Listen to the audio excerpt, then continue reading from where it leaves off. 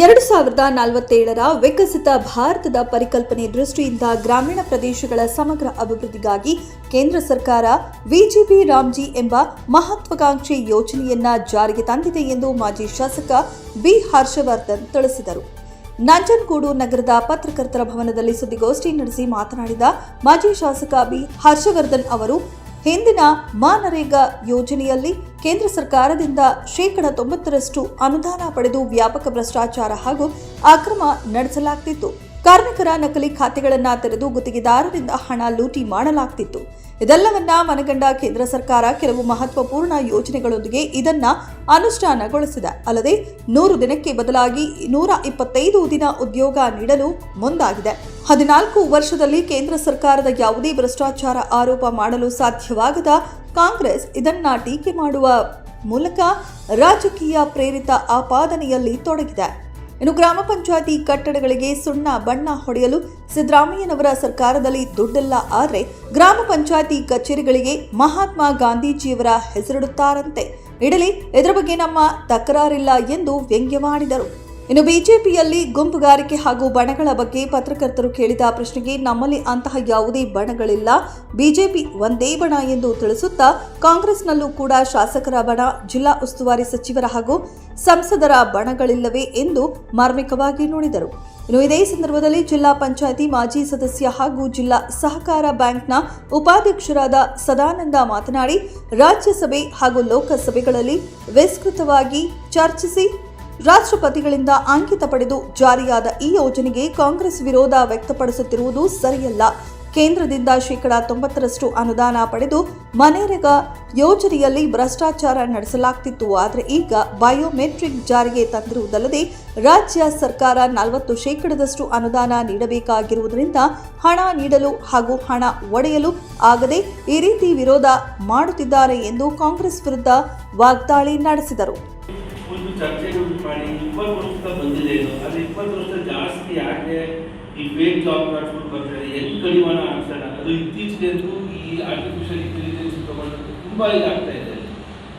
So ಹಾಗಾಗಿ ಕಡಿವಾಣ ತರಕ್ಕೆ ಒಂದು ಮತ್ತೆ ಎಲ್ಲ ಪೂರ್ತಿ ಕೇಂದ್ರದಲ್ಲೂ ರಾಜ್ಯದಲ್ಲಿ ಇಬ್ಬರು ಜವಾಬ್ದಾರಿ ಇಟ್ಕೊಂಡು ಇಲ್ಲಿ ಆಗಬೇಕು, ಅನುಷ್ಠಾನಕ್ಕೆ ತರಬೇಕು ಅಂತ ಹೇಳಿ 100ರಿಂದ 125 ದಿನಕ್ಕೆ ಜಾಸ್ತಿ ಮಾಡಿ ಇವತ್ತು ಕಾರ್ಯಕ್ರಮ ತಗೊಂಡ್ಬಂದಿದ್ದಾರೆ. ಸೊ ಹಾಗಾಗಿ ಇವತ್ತು ನಮ್ಮ ರಾಜ್ಯಾಧ್ಯಕ್ಷರಾದ ದೇವರ ನಿರ್ದೇಶನಕ್ಕೆ ಪ್ರತಿಯೊಂದು ನಾವು ಕ್ಷೇತ್ರಗಳಲ್ಲಿ ಆ ಕ್ಷೇತ್ರದಲ್ಲಿರ್ತಕ್ಕಂಥ ಎಲ್ಲರೂ ಕೂಡ ಪತ್ರಿಕಾಗೋಷ್ಠಿ ಮಾಡಿ ನನ್ನನ್ನು ಊರು ಕಡೆ ಹೋಗಿದ್ದೆ, ಎಲ್ಲೂ ಕೂಡ ಇದ್ರ ಬಗ್ಗೆ ಅಪಸ್ಕಾರ ತಗ್ತಿದ್ದಾರೆ.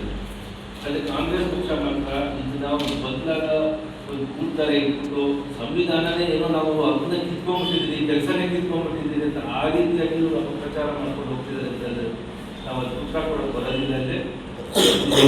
ಕೇಂದ್ರ ಸರ್ಕಾರ ಒಳ್ಳೆಯ ಕಾರ್ಯಕ್ರಮ ಜಾರಿಗೆ ತಗೊಂಡ್ಬಂದಿದ್ದಾರೆ. ನಮ್ಮ ಮಾಜಿ ಮುಖ್ಯಮಂತ್ರಿಗಳಾದ ಕುಮಾರಸ್ವಾಮಿ ಅವರು ಫಸ್ಟ್ ರಿಯಾಕ್ಷನ್ ಕೊಟ್ಟಾಗ ಅವರು ಕೂಡ ಅದೇ ಹೇಳಿದ್ದಲ್ಲಿ ಸುಮಾರು ಭ್ರಷ್ಟಾಚಾರ ನಡೀತಿರೋ ಹಿನ್ನೆಲೆಯಲ್ಲಿ ಇವತ್ತು ಮನರೇಗಾ ಯೋಜನೆ ಒಂದು ಕಾರ್ಯಕ್ರಮ ತಗೊಂಡ್ಬಂದಿದ್ದಾರೆ. ಸೊ ಹಾಗಾಗಿ ನಾವೆಲ್ಲ ಕೂಡ ಅದಕ್ಕೆ ಕೇಂದ್ರ ಸರ್ಕಾರದ ಅಭಿನಂದನೆ ಸಲ್ಲಿಸಿ ಕಾರ್ಯಕ್ರಮ ಸರ್ಕಾರದ ಏನು ತಗೊಂಡಿದ್ದಾರೆ ಈ ಯೋಜನೆ ಜಾರಿಗೆ ಆಗಬೇಕು ಅಂತ ನಮ್ಮ ಒತ್ತಾಯ ಇದೆ. ಏನು ಬಹಳ ಪ್ರಮುಖವಾಗಿ 60-40 ಮಾಡಿದ್ದಾರೆ. ಆಮೇಲೆ ನಮ್ಮ ಹಿಮಾಲಯ ಅಂತ ಆ ಕಡೆ ಎಲ್ಲ 90 ಅದೇ ಕಂಟಿನ್ಯೂ ಮಾಡಿದ್ದಾರೆ. ಅಲ್ಲಿ ಪಾಪ ಬರ್ಡನ್ ಆಗೋದು ಬೇಡ ಅಂತ. ಆದರೆ ಇವತ್ತು ಕಾಂಗ್ರೆಸ್ ಪಕ್ಷ ಇಲ್ಲ ಬೇರೆ ಬೇರೆ ರೀತಿಯಲ್ಲಿ ಜನರ ಗೊಂದಲ ಸೃಷ್ಟಿ ಮಾಡ್ಕೊಂಡು ಹೋಗ್ತಾರೆ. ಇವತ್ತು ಮೊನ್ನೆ ಸಿದ್ದರಾಮಯ್ಯ ಅವರು ಸ್ಟೇಟ್ಮೆಂಟ್ ಕೊಟ್ಟು ನಾನು ಸ್ವಾಗತ ಮಾಡಿ ಪ್ರತಿಯೊಂದು ಗ್ರಾಮ ಪಂಚಾಯತಿಲಿ 6,000 ಗ್ರಾಮ ಪಂಚಾಯತಿಗಳು ಏನಿದೆ ಅದು ಮಹಾತ್ಮ ಗಾಂಧಿ ಹೆಸರನ್ನ ಇದು ಮಾಡ್ತೀವಿ. ಸರಿ, ಬರೀ ಹೆಸರು ಮಾತ್ರ ನೀವು ಬದಲಾವಣೆ ಮಾಡ್ತಿದ್ರೆ ಸುಣ್ಣ ಬಣ್ಣ ಹೊಡೆಯೋಕ್ಕೂ ನಿಮ್ಗೆ ಮತ್ತೆ ದುಡ್ಡಿದೆ. ಇವತ್ತೇನು ಹೇಳ್ತಾ ಇದ್ದಾರೆ, ಇಡೀ ರಾಜ್ಯದಲ್ಲಿ ಅವರು ಪ್ರವಾಸ ಮಾಡಿ ಬಿಜೆಪಿ ಪಕ್ಷ ಏನು ಕಾಂಗ್ರೆಸ್ ಕೇಂದ್ರದಲ್ಲಿ ಬಂದಿದೆ ಈ ಯೋಜನೆಯನ್ನ ಪ್ರತಿಯೊಂದು ಕ್ಷೇತ್ರದಲ್ಲೂ ಇದ್ರ ಬಗ್ಗೆ ನಾವು ಪ್ರತಿಭಟನೆ ಮಾಡ್ತೀವಿ ಅಂತ ಹೇಳಿ ನಾನು ಕೇಳ್ಕೊಳ್ತೀನಿ. ನಮ್ಮ ರಾಜ್ಯಾಧ್ಯಕ್ಷರಿಗೆ ನಾವು ಒಂದು ಪ್ರತಿಭಟನೆ ಮಾಡೋಣ. ಇದಕ್ಕೆ ಪೂರ್ವವಾಗಿ ಇಲ್ಲ, ನೀವು ಸರ್ಕಾರ ರಚನೆ ಆಗ್ಬೇಕಾದ್ರೆ ನೀವು ಗ್ಯಾರಂಟಿ ಸ್ಕೀಮ್ ತಗೊಂಡ್ಬಂದಿದ್ದಲ್ಲ, ಅದು ಎಷ್ಟು ಮಟ್ಟಿಗೆ ಅನುಷ್ಠಾನಕ್ಕೆ ಬಂದಿದೆ? 3-4 ತಿಂಗಳಿಂದ ಬಂದಿದೆ 2,000 ರೂಪಾಯಿದು.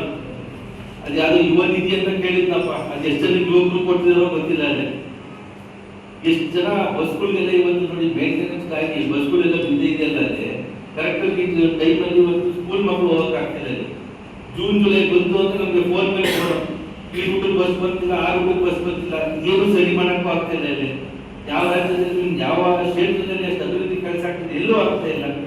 ನಾವು ಅದ್ರ ಬಗ್ಗೆ ಪ್ರತಿಭಟನೆ ಮಾಡಬೇಕಲ್ಲ ಪರ್ಯಾಯವಾಗಿ. ಸೊ ಇವತ್ತು ಕಾಂಗ್ರೆಸ್ ಪಕ್ಷಕ್ಕೆ ಏನಾಗೋಗ್ತಿದೆ, ಒಳಗಡೆ ಅವ್ರದೆಲ್ಲ ಪಕ್ಷದಲ್ಲಿ ನಾಯಕತ್ವದವರು ಬಂದಾಗಿರ್ತಾ ಇದೆ. ಕೇಂದ್ರದಲ್ಲಿ ಅವ್ರಿರ್ತಕ್ಕಂಥ ಲೀಡರ್ಸ್ಗಳು ಕೂಡ ಅದು ಗೊತ್ತಿಲ್ಲ, ಹೆಂಗೆ ಎಕ್ಸಿಕ್ಯೂಟ್ ಮಾಡಬೇಕು, ಯಾವ ಥರ ಏನು ಡ್ರಾಬ್ಯಾಕ್ಸ್ ಇದೆ ಎಲ್ಲ ಸರಿಗೆ ಇದ್ಮೇಲೆ ಕೂಡ ನಾವು ಅದ್ರ ಮೇಲೆ ಅಪಸ್ವರ ತೆಗೆದು ಅಂತಕ್ಕಂಥದ್ದು ಅವ್ರು ನೋಡಿಕೊಂಡು ಸುಮ್ಮನೆ ಇಲ್ಲದೆ ಅಪಪ್ರಚಾರ ಮಾಡ್ಕೊಂಡು ಹೋಗ್ತಾ ಇದ್ದಾರೆ. ಸೊ ಹಾಗಾಗಿ ಇದು ಒಳ್ಳೆಯ ಯೋಜನೆ ಇದು. ಆಮೇಲೆ ನಾವು ಕೂಡ ಅಷ್ಟೇ ಅರ್ಥ ಮಾಡ್ಕೋಬೇಕು, ಇವಾಗ ಯೋಜನೆ ತರಬೇಕಾದ್ರೆ ನಮ್ಗೆ ಇವತ್ತು ಅರ್ಥ ಆಗ್ತಾ ಇಲ್ಲ. ಅವರು ಆ ವಿಬಿಜಿ ರಾಮ್ಜಿ ಅನ್ನೋ ಹೆಸರಲ್ಲಿ ರಾಮನ ನಾಮಸ್ಮರಣೆ ಇದೆ, ಅದಕ್ಕೆಲ್ಲರೂ ವಿರೋಧ ಮಾಡ್ತಾ ಇದ್ದಾರ, ಅಥವಾ ಏನು 60-40 ಶೇರ್ ಇದೆ, ಮೊದಲು ಕೇವಲ 10% ಮಾತ್ರ ರಾಜ್ಯ ಸರ್ಕಾರಗಳು ತಮ್ಮ ಮೀಸಲನ್ನ ನರೇಗಾ ಯೋಜನೆಗೆ ಮೀಸಲಾಗಿಡ್ತಾ ಇತ್ತು, ಉಳಿದಂತ 90 ಭಾಗಗಳನ್ನ ಕೇಂದ್ರ ಸರ್ಕಾರ ಕೊಡ್ತಾ ಇತ್ತು. ಆದ್ರೆ ಜವಾಬ್ದಾರಿಗಳು ಯಾರಿಗೂ ಆಗ್ತಾ ಇರಲಿಲ್ಲ. ಕೇಂದ್ರ ಸರ್ಕಾರ ಗ್ರಾಮೀಣ ಮಟ್ಟಕ್ಕೆ ಬಂದು ಆ ಕೆಲಸ ಕಾರ್ಯಗಳನ್ನು ನಿರ್ವಹಿಸಕ್ಕಾಗಲ್ಲ, ಅದು ರಾಜ್ಯ ಸರ್ಕಾರಗಳ ಜವಾಬ್ದಾರಿ. ಆದ್ರೆ ರಾಜ್ಯ ಸರ್ಕಾರಗಳು ಏನಾಗ್ತಾ ಇತ್ತು, ಸಂಪೂರ್ಣವಾಗಿ ನರೇಗಾವನ್ನ ನಿಶ್ಚಯ ಮಾಡಿ ಕೆಲವು ಗುತ್ತಿಗೆದಾರರಿಗೆ ಅದನ್ನ ಅನುಕೂಲ ಮಾಡಿಕೊಡ್ಬೇಕು ಅನ್ನೋ ದೃಷ್ಟಿಕೋನದಿಂದ ನರೇಗಾದ ಮೂಲ ಉದ್ದೇಶನೇ ಗ್ರಾಮೀಣ ಪ್ರದೇಶದ ರೈತಾಪಿ ನಿರುದ್ಯೋಗಿ ರೈತಾಪಿ ವರ್ಗದವರಿಗೆ ಕುಶಲವಲ್ಲದ ಸ್ಕಿಲ್ ಅಂತ ಅಲ್ಲದವರಿಗೆ ಉದ್ಯೋಗ ಭದ್ರತೆಯನ್ನ ಜೀವನೋಪಾಯಕ್ಕೆ ಒಂದು ಮಾರ್ಗವನ್ನ ಸೃಷ್ಟಿಸಲಿಕ್ಕೆ ಒಂದು ಈ ಮನ್ನರೇಗಾ ಕಾರ್ಯಕ್ರಮವನ್ನ, ಅದು ಶತಮಾನಗಳಿಂದ ಬಂದಿದೆ, ನಮ್ಮ ಸ್ವತಂತ್ರ ಪೂರ್ವದಲ್ಲೇ ಬಂದಿಲ್ಲ. ರಾಜ ಮಹಾರಾಜರು ಸಹ ನಿರುದ್ಯೋಗ ಬರವಾದಂತ ಸನ್ನಿವೇಶದಲ್ಲಿ ಕೆರೆಗಳನ್ನು ನಿರ್ಮಾಣ ಮಾಡೋದು, ಕೆರೆ ಕಟ್ಟೆಗಳನ್ನ ಹೊಸದಾಗಿ ನಿರ್ಮಾಣ ಮಾಡೋದು, ಕೆರೆ ಕಟ್ಟೆಗಳಿಂದ ಮಣ್ಣನ್ನ ಹೊರಗಡೆ ಸುಟ್ಟು ಜೀವನೋಪಾಯ ಜೊತೆಗೆ ಅವರ ಭವಿಷ್ಯದಲ್ಲಿ ಬರ ಮತ್ತು ನಿರುದ್ಯೋಗ ಸಮಸ್ಯೆ ಬರಬಾರದು, ಕೆರೆ ಕಟ್ಟೆಗಳು ತುಂಬಿದಾಗ ವ್ಯವಸಾಯಕ್ಕೆ ಮತ್ತೊಂದಕ್ಕೆ ನೀರಿನ ಮೂಲ ಭದ್ರ ಬಾಲ್ಯದ ಒಂದು ದಿವಸ ರಾಜಮಹಾರಾಜರು ಮಾಡ್ತಾ ಹೋಗ್ತಾ ಇದ್ದಾರೆ. ಅದರ ಮುಂದುವರೆದ ಭಾಗವಾಗಿ ಸ್ವತಂತ್ರ ನಂತರದಲ್ಲಿ ಸುಮಾರು ಕಾರ್ಯಕ್ರಮಗಳನ್ನ ಕೇಂದ್ರ ಮತ್ತು ರಾಜ್ಯ ಸರ್ಕಾರ ಎರಡೂ ಮಾಡ್ಕೊಂಡು ಬರ್ತಾ ಇದೆ. 2004ರಲ್ಲಿ ಇದನ್ನ ಮಹಾತ್ಮ ಗಾಂಧಿ ಗ್ರಾಮೀಣ ಉದ್ಯೋಗ ಖಾತ್ರಿ ಯೋಜನೆ ಅಂತ ಮರುನಾಮಕರಣ ಮಾಡಿದ್ರು ಅಷ್ಟೇ. ಗಾಂಧಿಯವರ ಹೆಸರನ್ನ 2004ರಲ್ಲಿ ಸೇರಿಸ್ತಾರೆ. ಹಿಂದೆ ಸುಮಾರು ಗ್ರಾಮೀಣ ಪ್ರದೇಶದ ನಿರುದ್ಯೋಗ ಸಮಸ್ಯೆಗಳಿಗೆ ಒಂದು ಪರಿಹಾರವನ್ನ ರಾಜ್ಯ ಮತ್ತು ಕೇಂದ್ರ ಸರ್ಕಾರ ನಿರಂತರವಾಗಿ ನಡೆಸಿಕೊಂಡು ಬರ್ತಾ ಇದೆ. ಅಲ್ಲೇನು ಹೆಸರಲ್ಲಿ ಏನು ಉತ್ಕೃಷ್ಟಿಯಾದ ಒಂದು ವಿಷಯ ಇರಲಿಲ್ಲ. 3ನೇ ವ್ಯಕ್ತಿಗಳನ್ನು ನೇಮಿಸಿದ್ದಾರೆ. ಜೊತೆಗೆ ಕಾಮಗಾರಿಗಳ ಗುಣಮಟ್ಟ ಇರಬೇಕು ಅಂತ ಒಂದು ಗ್ರಾಮ ಸಮಿತಿಯನ್ನ ಮಾಡಿ ಆ ಕಾಮಗಾರಿಗಳನ್ನ ಗ್ರಾಮ ಸಮಿತಿ ನೋಡಿ ಗಮನಿಸಿ ಅಪ್ರೂವಲ್ ಮಾಡಿದ ನಂತರನೇ ಆ ಗ್ರಾಮ ಪಂಚಾಯತಿಗಳಲ್ಲಿ ಅದಕ್ಕೆ ಅನುದಾನವನ್ನ ಕೇಂದ್ರ ಸರ್ಕಾರಕ್ಕೆ ಮತ್ತು ರಾಜ್ಯ ಸರ್ಕಾರದ ಪಾಲೇನಿದೆ ಅದನ್ನ ಡ್ರಾ ಮಾಡುವಂತ ಕೆಲಸಗಳನ್ನು ಮಾಡಿದ್ದಾರೆ. ಅಂದ್ರೆ ಮೂಲ ಉದ್ದೇಶ ಗ್ರಾಮೀಣ ಪ್ರದೇಶದಲ್ಲಿ ಮೂಲ ಸೌಕರ್ಯಗಳು ಉತ್ತಮ ಗುಣಮಟ್ಟದಿಂದ ಸಂವಿಧಾನದ ಆಶಯದಂತೆ ಪ್ರತಿಯೊಬ್ಬರು ಗೌರವಯುತ ಜೀವನವನ್ನು ಸಾಗಿಸಲಿಕ್ಕೆ ಏನೇನು ಅವಕಾಶಗಳನ್ನು ಮಾಡಿಕೊಡ್ಬೇಕೋ ಅದನ್ನ ವಿಕಸಿತ ಭಾರತದ ಹೆಸರಲ್ಲಿ ನಾವು ಉದ್ಯೋಗ ಖಾತ್ರಿ ಯೋಜನೆ ಮತ್ತು ಜೀವನೋಪಯೋಗ ಇದನ್ನ ಹೆಸರು ನಾವು ಕೇಂದ್ರ ಸರ್ಕಾರ ಕೊಡ್ತಾ ಇದೆ. ಅದನ್ನ ರಾಜ್ಯ ಸರ್ಕಾರಗಳು ವಿರೋಧಿಸ್ತಾ ಇದೆ. ನಾನು ಮೊದಲೇ ಹೇಳಿಕೆ ಅಲ್ಲಿ ರಾಮನಾಮ ಬದ್ಧತೆಗೆ ವಿರೋಧಿಸ್ತಾ, ಅವರು ರಾಮನಾಮವನ್ನ ಜಪ ಮಾಡದೇ ಬೇಡ, Viksit Bharat Gramin guarantee for Rozgar and Viksit Ajeevika mission Gramin ಅಂತಾನೆ ಕರೀಲಿ.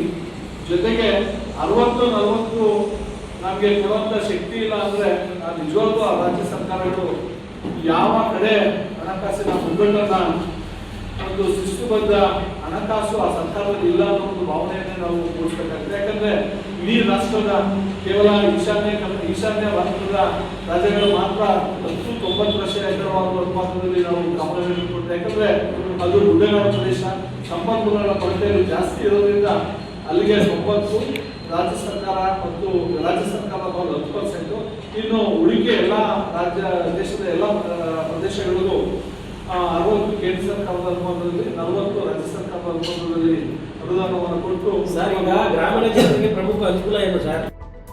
ವರದಿ ಮೋಹನ್ ಹುಳ್ಳಳ್ಳಿ, ನಂಜನಗೂಡು. ಮೆಂಡು ನ್ಯೂಸ್ ನೆಟ್ವರ್ಕ್, ಸತ್ಯದ ಕನ್ನಡಿ.